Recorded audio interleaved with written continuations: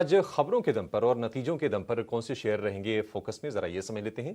और stocks news की पूरी लिस्ट लेकर हमारे सहयोगी शरद दुबे फिर से हमारे साथ जुड़ गए हैं। शरद, आज तो निफ्टी के नतीजे भी खत्म हो जाएंगे, तो ट्रिगर के लिए थोड़ा बाजार को ना स्ट्रगल करना पड़ेगा लगता है अगले कुछ दिनों में।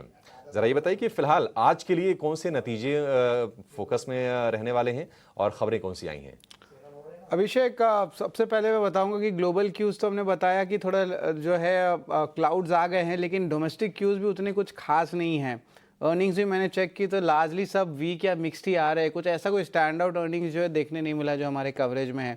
शुगर स्टॉक्स की बात करें तो हालांकि स्टॉक के लिए थोड़ा पॉजिटिव रहेगा। फूड जॉइंट सेक्रेटरी ने कहा है कि कंपनी जो है गवर्नमेंट वर्क कर रही है पॉलिसी में जहाँ पे वो इथेनॉल बनाएंगे सोरगम से, और इंटरेस्टिंगली हायर एलोकेशन रहेगा ब्रोकन राइस के लिए, इथेनॉल के लिए। तो ओवरऑल एक इथेनॉल पुश के लिए एक पॉजिटिव अनाउंसमेंट जरूर है, तो शुगर स्टॉक्स पे भी नज़र रखें।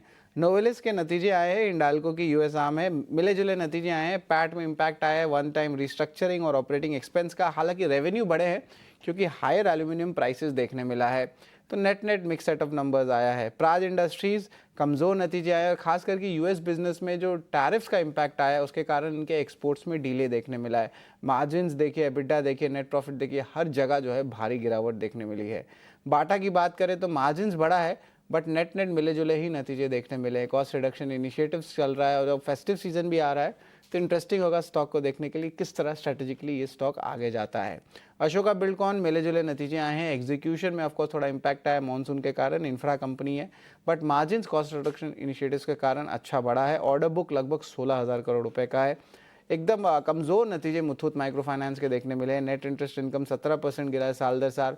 पैट में भी भारी गिरावट आई है, ऑलमोस्ट 95% का डी ग्रोथ। लेकिन जो सबसे इंपॉर्टेंट बात है वो है एसेट क्वालिटी डिटेरियोरेशन। ये एक बड़ा नेगेटिव न्यूज़ फ्लो है मुथूट माइक्रो फाइनेंस के लिए। एस्ट्रल की भी बात करें तो कमज़ोर नतीजे आए हैं, और इसके अलावा एक एक्विजिशन भी उन्होंने अनाउंस किया जहाँ पे 80% स्टेक नेक्सेक्लॉन में लेने वाले हैं।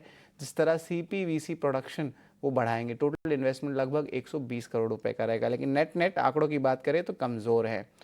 IHCL 51% स्टेक एक्वायर करने वाले हैं ANK होटल्स और प्राइड हॉस्पिटैलिटी में। इसका कुल वैल्यू 204 करोड़ रुपए का आएगा। G shipping, SCI shipping corporation of India, जो भी शिपिंग रिलेटेड स्टॉक्स है उन पे नज़र रखेंगे।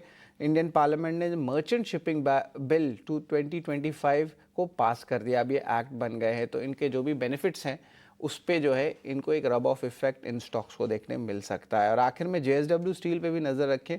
सुप्रीम कोर्ट ने रिजर्व कर दिया अपनी वर्डिक्ट, जो डिस्प्यूट चल रही थी BSPL के लिक्विडेशन को लेकर। ये जो केस थी ये रिजेक्ट कर दी थी JSW स्टील की 19,700 करोड़ का रेजोल्यूशन प्लान।